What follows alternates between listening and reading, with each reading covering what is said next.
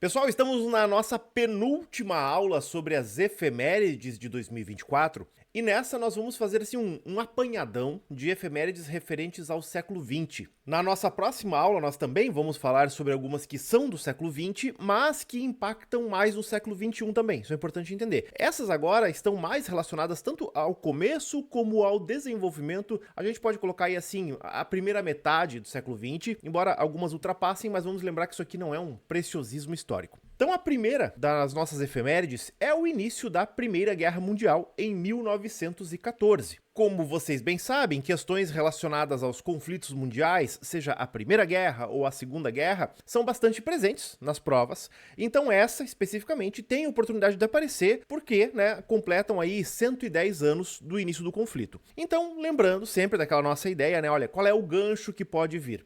Aí nós temos que lembrar dos motivos que levam à eclosão da Primeira Guerra Mundial no continente europeu. Daí nós temos que pensar alguns conceitos como a ideia do nacionalismo, que a gente trabalha lá com as correntes do pan-germanismo, do pan-eslavismo, que é todo um movimento que vem sendo desenhado e desenvolvido no continente europeu ao longo do século XIX. Além disso, todo o crescimento da industrialização também no continente, então nós vamos ver que as nações como a França, como a Alemanha, como a Inglaterra, elas estão passando por todo esse processo, de crescimento econômico, de desenvolvimento tecnológico, tanto que uma das premissas de quando começa a guerra era o quê? Que essa guerra ela ia acabar muito rápido, porque cada nação se acreditava muito mais desenvolvida que as outras, e a gente vai ver que, claro, a história não foi assim, foi um conflito de praticamente 4 anos, mas existia todo aquele contexto que nós chamamos de a paz armada. E inclusive essa ideia do nacionalismo, do desenvolvimento econômico, do crescimento tecnológico, isso tudo está ocorrendo até estourar a guerra, naquele conceito que nós conhecemos como a Belle Époque. A ideia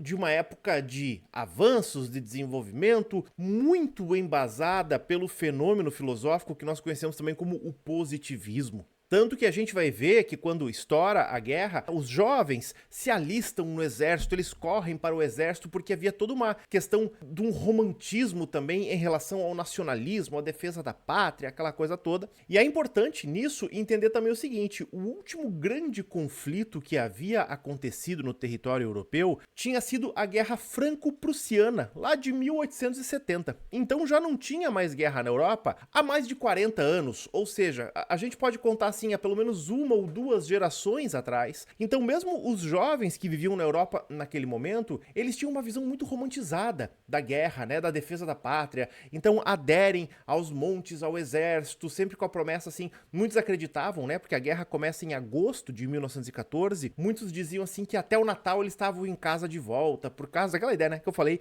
de que tudo seria resolvido muito rápido, por causa da tecnologia e assim por diante. Um outro ponto importante também ainda, gente, das causas da Primeira Guerra Mundial é a questão do imperialismo. Porque frente a toda essa concorrência comercial, essa concorrência industrial, havia também algumas rixas entre os países europeus por conta das colônias no continente africano. Então o imperialismo tem muita base nisso, tem muita força nisso. Os próprios ingleses que tinham domínios na Ásia vão trazer alguns soldados da região. Às vezes a gente vê fotos de soldados na Primeira Guerra Mundial lutando, mas alguns soldados estão lá de turbante porque eles são indianos, os famosos cipaios são trazidos para lutar no continente europeu. Inclusive, a Primeira Guerra Mundial vai ser um momento importante para a própria independência da Índia, que os indianos, na verdade, vão ficar muito putos, que vão ter que sair da Índia para ir lutar lá na Europa, uma coisa que não tem nada a ver com eles, então isso vai ajudar a fomentar o desenvolvimento do nacionalismo indiano e assim por diante. Mas então, em relação à Primeira Guerra Mundial, é importante observar isso. Tanto que uma boa síntese para nós entendermos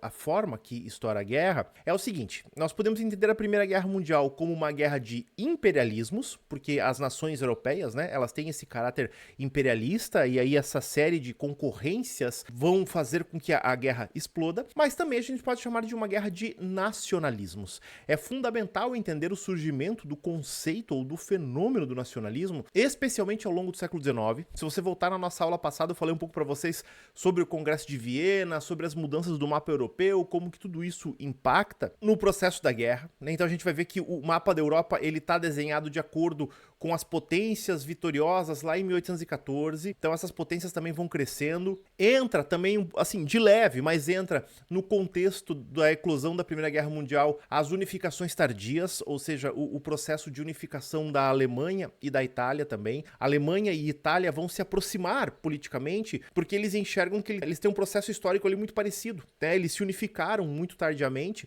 A unificação italiana e alemã se dá ali por volta de 1870. Então são nações que, entre aspas, entram atrasadas, né, no processo industrial, embora que esse processo industrial já ocorresse em alguns reinos específicos dessas nações. Então, quando elas se unificam, elas já vão ter uma industrialização, e aí, principalmente, a Alemanha, ela vai se destacar muito, né, nesse processo, tanto que muito da Primeira Guerra Mundial tem a ver com esse próprio crescimento da Alemanha, que está, então, assim, ameaçando economicamente, obviamente, a França e a Inglaterra. Quando estoura a Primeira Guerra Mundial, nós vamos ver, inclusive, que a Alemanha já era a segunda economia do continente europeu, já tinha passado a França e estava chegando próximo à Inglaterra, e as próprias medidas da Alemanha, elas vão preocupando os países. Tanto que lá por volta, se não me engano, de 1902, o Kaiser alemão tinha anunciado a construção de uma linha de trem que ligasse Berlim a Bagdá, com a intenção de ter acesso direto ao petróleo, porque nós estamos falando agora da segunda revolução industrial, desenvolvimento do motor a combustão, a busca de novas formas de geração de energia e aquela coisa toda. E claro, lembrar também, não podemos esquecer disso aqui, da formação das alianças, né? Tanto a Tríplice Aliança quanto a Tríplice Entente, que às vezes é um erro comum que os alunos cometem, porque eles imaginam que essas alianças surgiram por causa da guerra, mas não é isso, não é assim que aconteceu. Essas alianças já são anteriores à guerra. A Tríplice Aliança, ela já surge ali no final do século XIX e a Tríplice Entente no comecinho do século XX. Então, essas alianças diplomáticas e militares, elas já estão formadas antes do conflito acontecer, e aí quando explode o conflito lá com o assassinato do arquiduque Francisco Ferdinando, são exatamente essas alianças que vão transformar o conflito numa guerra de larga escala, porque de cada país envolvido nesse primeiro estopim vai ter que cumprir as suas obrigações de aliança, e aí acaba gerando uma guerra generalizada no continente europeu. Então é bom atentar para esses fatos e dar uma boa olhada. Claro que as provas também podem perguntar em relação ao fim do conflito, porque vamos lembrar que a efeméride é sempre um gancho. Daí, em relação ao fim do conflito, é sempre fundamental lembrar do quê? Aí o mais importante é o famoso Tratado de Versalhes, que é o tratado que humilha a Alemanha, que culpabiliza a Alemanha, vai gerar uma série de revanchismo, de mágoas e abrir espaço também para quê? Vai abrir espaço para a ascensão dos regimes totalitários no continente europeu, o nazifascismo e assim por diante. E a nossa segunda efeméride aqui, queridos, também tem relação ainda, de uma certa forma, com a Primeira Guerra Mundial, que é a morte do Lenin, em 1924. Então presta atenção, essa aqui tem grandes possibilidades, porque é exatamente o centenário da morte do Lenin. Então, obviamente que a prova não vai cobrar para você sobre a morte do Lenin. Até pode porque existem algumas consequências. Mas como gancho, novamente, a prova vai perguntar para você sobre os processos da Revolução Russa. Então aqui é importante a gente lembrar do seguinte, a Rússia, ela ainda, né, no começo do século XX, era uma monarquia absolutista, existia o czar, entretanto, 1905, ela já vai enfrentar algumas possibilidades de mudanças, com a Guerra Civil Russa, com o Domingo Sangrento, aí o czar até abre um parlamento, né, a famosa Duma, mas depois logo também já fecha, e aí a Rússia, ela entra na Primeira Guerra Mundial. A Primeira Guerra Mundial, inclusive, ela é um dos motivos que vão levar à Revolução Russa por conta de toda a questão relacionada a mortes, a pobreza. A Rússia vai ter que desviar os seus recursos, não é desviar no sentido de roubar, né, mas vamos dizer assim, então, canalizar os seus recursos para a guerra. Tanto que, vejam só, a Rússia é o segundo país que mais tem mortes registradas na Primeira Guerra Mundial. Entretanto, cerca de metade dessas mortes não é em campo de batalha, mas tem a ver com fome, com todos os processos, né, por conta dessa canalização de recursos para o conflito, até porque a Rússia vai se endividar muito. Quando estoura a guerra, a Rússia, ela não é tão avançada tecnologicamente quanto as demais nações. Tá lá a Alemanha, França, Inglaterra, com avião, com tanques, né, com todas as novidades tecnológicas, e a Rússia, ela ainda ia para frente de batalha com cavaleiros, né, uma coisa bem mais antiquada. Então a Rússia também precisa modernizar o seu exército, vai fazer grandes empréstimos, vai se endividar demais, principalmente ali com Inglaterra e com França, né, que eram os países aliados à Rússia. Então tem toda uma questão também relacionada à pobreza e claro, né, ao grande custo de vidas também na frente de batalha, porque afinal de contas os russos iam sendo atropelados, principalmente pelo exército alemão, que era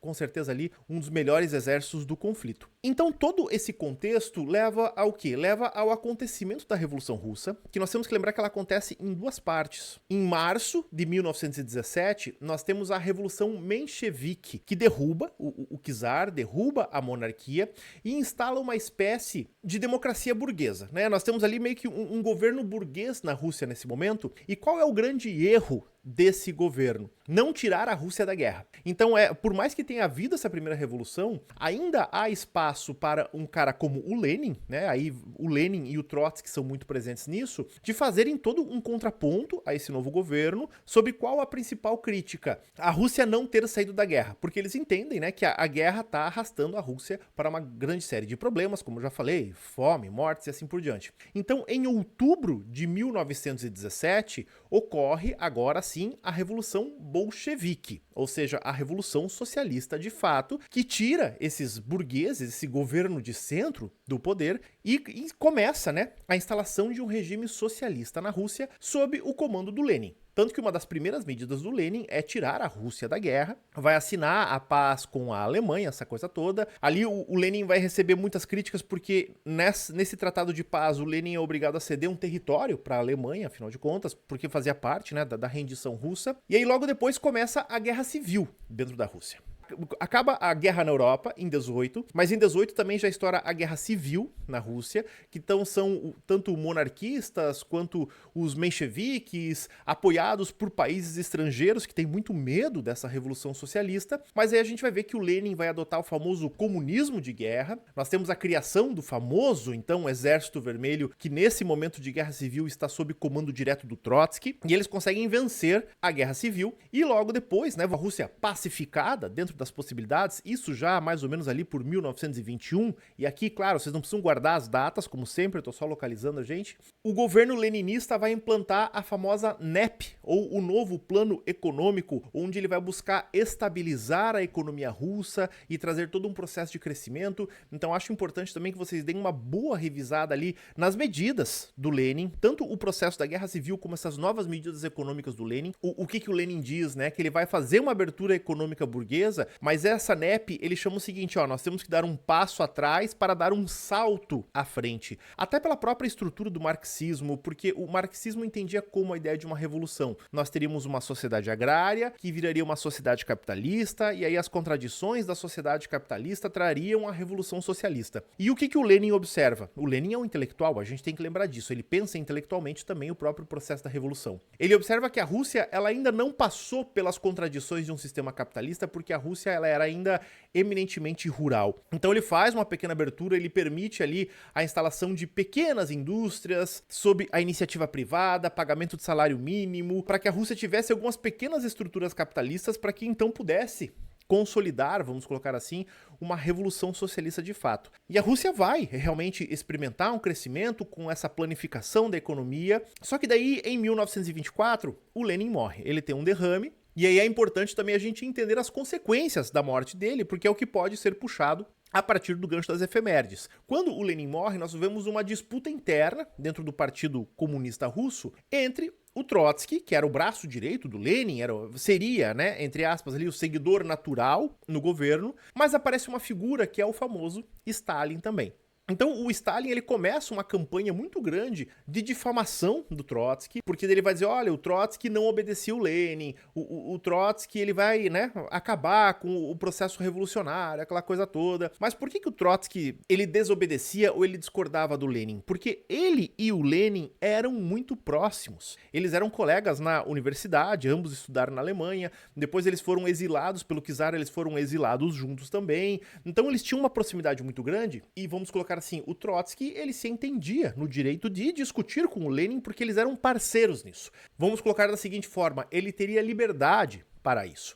Entretanto, o Stalin, ele começa todo um processo de idealização e de idolatração do Lenin. Então ele fala assim, olha, o Lenin era perfeito, o Lenin era grandioso, ninguém pode discordar dele, e o Trotsky discordava dele. Enfim, uma série de disputas que vão dar a vitória ao Stalin, e assim que o Stalin assume o poder, ele vai banir o Trotsky, ele vai exilar o Trotsky, na verdade ele vai tentar assassinar o Trotsky, e o Trotsky vai ter que fugir, né, aquela coisa toda. Depois, efetivamente, ele consegue, né, eliminar o Trotsky lá no México, aquela coisa toda. Então, essas disputas de poder ali na União Soviética pós-morte do Lenin também podem ser importantes, e recomendo vocês darem uma boa aprofundada nesse assunto também. Agora, uma outra efeméride, essa eu não vejo tanta possibilidade assim, mas é bom a gente falar, tem a ver com a Segunda Guerra Mundial, que é o famosíssimo Dia D, né? O desembarque na Normandia, que é uma das maiores operações militares em termos de logística e envolvimento humano já feitos na história da humanidade. Nós temos que lembrar que em 44, qual é o contexto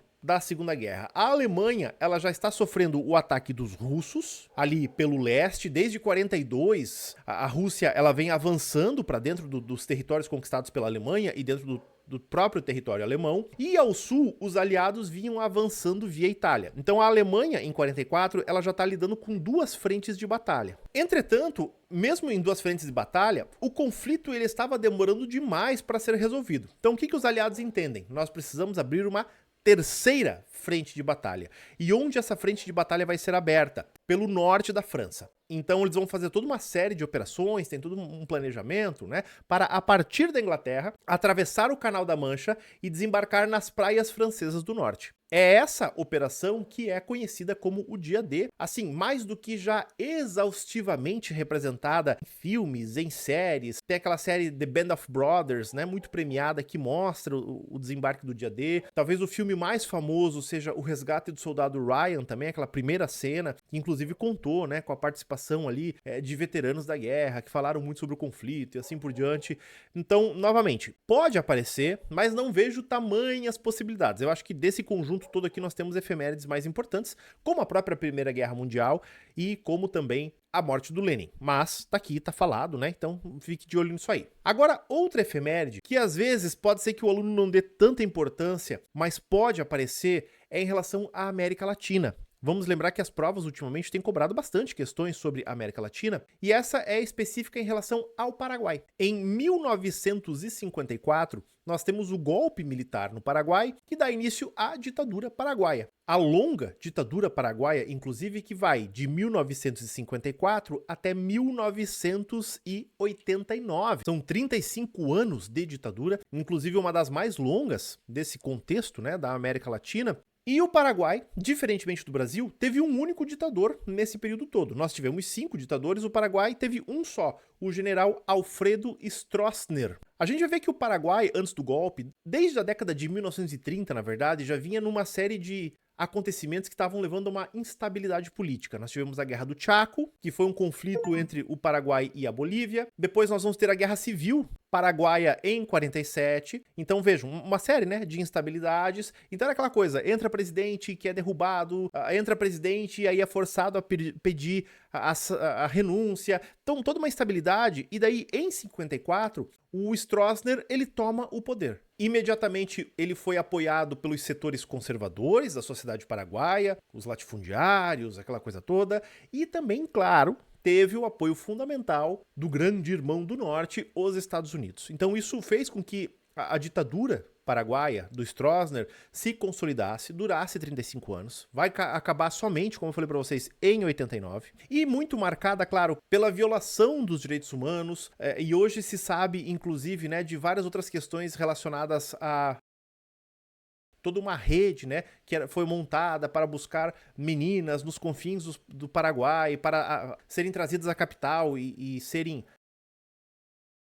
pelo Stroessner e por alguns membros do alto comando paraguaio, enfim, um horror completo, como é característico, né, de ditaduras, infelizmente. Então é importante lembrar, porque pode não somente uma questão relacionada especificamente ao Paraguai, mas ao próprio contexto das ditaduras latino-americanas como um todo. Eu, assim, aconselho demais vocês darem uma olhada no contexto das ditaduras latino-americanas, porque daí a partir do Paraguai pode ser puxado uma questão sobre isso. Agora, outra efeméride que eu considero fundamental, especialmente para o Enem, mas não só para ele, claro, é a questão da aprovação da Lei dos Direitos Civis nos Estados Unidos em 1964. Então temos uma baita efeméride aí. Nós temos que entender essa questão da discussão dos direitos civis dos Estados Unidos ao longo, na verdade, de todo o século XX, até a década de 1960. Depois que houve a Guerra de Secessão nos Estados Unidos, a Guerra Civil Americana, que havia sido lá 100 anos antes, ela acabou em 1865. Mas aí o que acontece? Especialmente nos estados do Sul, começam a se desenvolver aquilo que nós entendemos como as leis de segregação, que são popularmente conhecidas como as leis Jim Crow, que marcava aquela segregação que nós vemos muito em filmes e séries dos Estados Unidos da época, com bairros para negros e para brancos, escolas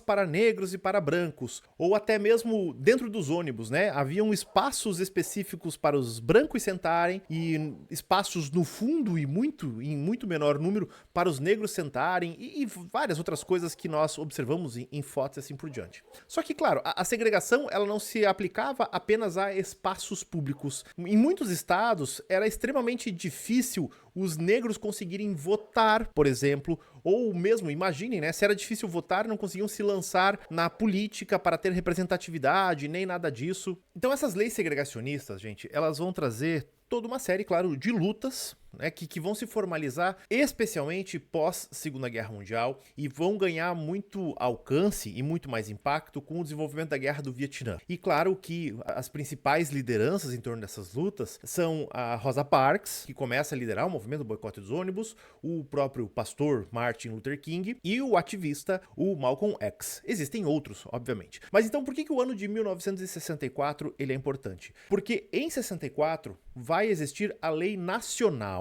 ou seja, a emenda constitucional, no caso dos Estados Unidos, onde, em tese, todo esse processo de segregação ele deveria acabar. Então, em termos de lei, porque aí é importante a gente entender o conceito de segregação. A segregação é porque existem leis que formalizam a desigualdade racial, existem leis que legitimam a divisão. Então, só para a gente entender, por exemplo, no Brasil, nós temos o racismo? Sim, nós temos o racismo, nós temos essa série de problemas, mas nós nunca tivemos leis que dissessem, olha, o lugar dos negros é ali, o lugar dos brancos é aqui. Aqui nunca existiu isso. E lá nos Estados Unidos existia. Já como são essas leis Jim Crow que eu acabei de falar para vocês. Então, ao longo do começo da década de 60, em 1961, 62, mesmo nos anos 50 também, vai ocorrer uma série de movimentações. Em 63, por exemplo, nós temos a famosa Marcha sobre Washington, onde diversos ativistas dos direitos humanos, liderados pelo Martin Luther King, vão até Washington. Lá ele vai fazer aquele famoso discurso, né, que começa com I have a dream, ou eu tenho um sonho e assim por diante. Então, toda essa pressão desses movimentos vão fazer com que em 64 as leis que proíbam a segregação racial, porque você tem que fazer uma lei para proibir a lei, mas então a lei que vem, ela surge em 64,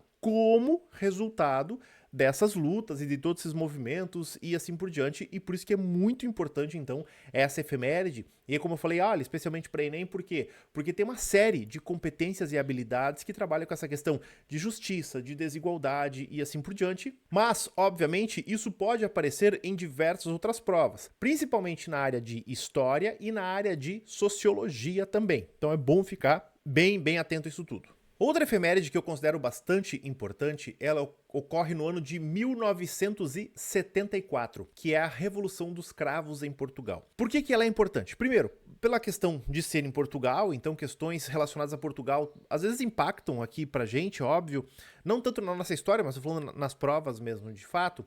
Mas a Revolução dos Cravos também tem bastante importância na história da África, principalmente por conta da libertação ou da independência das antigas colônias portuguesas. O que é a Revolução dos Cravos? No ano de 1933, se instalou em Portugal um regime salazarista, fundado por um cara chamado Antônio de Oliveira Salazar, que era um ditador. O salazarismo, ele se instala, vejam, década de 30, bem no período, né, da ascensão de regimes totalitários ou autoritários, não só na Europa, mas no Brasil como um todo. E esse regime salazarista, ele vai, como eu falei para vocês, olha, durar de 33 até 74. Tanto que mesmo depois da Segunda Guerra Mundial, com a derrubada dos regimes autoritários, os regimes autoritários de Portugal e da Espanha, em Portugal era o Salazar e na Espanha era o Franco, eles continuam intactos. E por quê? Porque a principal característica desses regimes era o anticomunismo. Então, tanto Estados Unidos como Inglaterra, vamos dizer assim, as potências democráticas, né, eles vão permitir que esses regimes existam, porque afinal de contas, agora após a Segunda Guerra Mundial, na Guerra Fria, havia uma preocupação muito grande em relação ao comunismo. Então, regimes fortemente anticomunistas não deixavam de ser bem vistos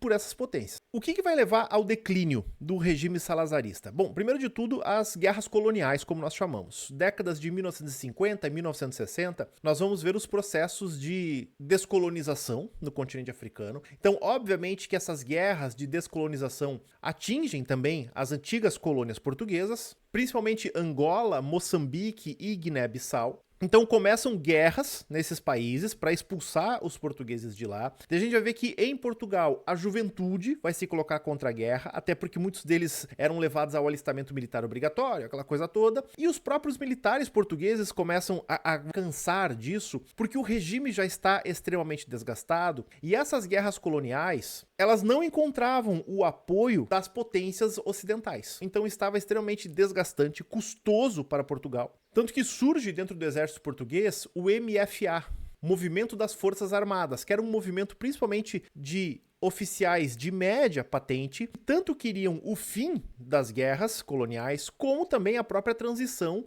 para um modelo democrático. Então a gente vai ver que em abril de 74 começa uma grande movimentação, né? Esses médios oficiais começam a posicionar tropas. Foi combinado que seria dado um sinal pelo rádio para que a população também se juntasse a esses militares para derrubar o regime. Começou a tocar uma música muito famosa, inclusive conhecida Grândola Vila Morena, que é um fado português, que depois se tornou o símbolo da Revolução dos Cravos. E aí esse nome, Revolução dos Cravos, vem do quê? A população colocava cravos, a flor, né? O cravo, nos fuzis dos soldados, para mostrar que era um movimento pacífico. E realmente foi um movimento bastante pacífico. O governo do Salazar viu que não ia conseguir conter aquilo porque a população estava extremamente contrariada ao regime. As próprias forças armadas, em sua grande maioria, né, daí principalmente os oficiais de médio escalão, que por sua vez trouxeram juntos os praças para esse movimento. E aí o MFA, esse movimento das forças armadas, toma o poder e começa então um processo para a transição para a democracia. Vai chamar eleições, aquela coisa toda.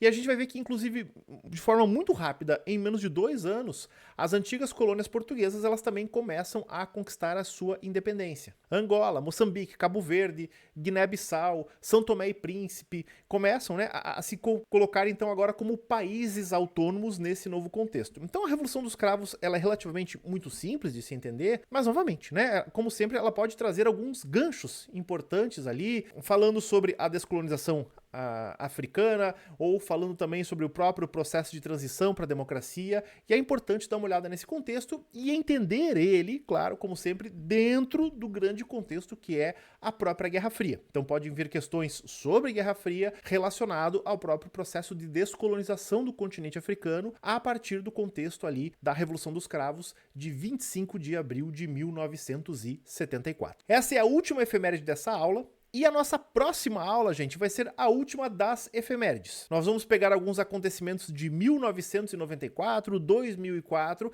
mas que, como eu falei para vocês, eles impactam significativamente também no século XXI e inclusive até os dias de hoje, mas eu vou deixar para falar na próxima aula, beleza? Um grande abraço para vocês e vamos embora!